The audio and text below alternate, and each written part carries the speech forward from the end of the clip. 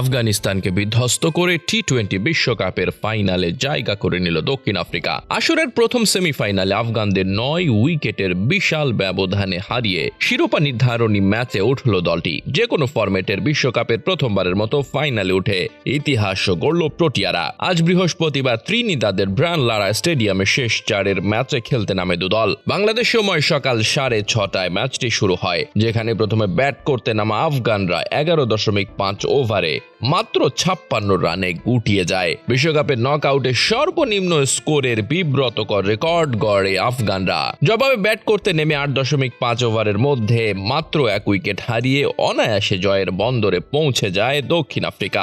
মাত্র 57 রানের ছোট লক্ষ্য তাড়ায় শুরুতে কুইন্টন ডিককের উইকেট হারায় দক্ষিণ আফ্রিকা। প্রথম 3 ওভার দারুণ বোলিং করে আফগানিস্তান, তবে আর বিপদ ঘটতে দেননি রিজা হেনড্রিক্স ও মার্করাম।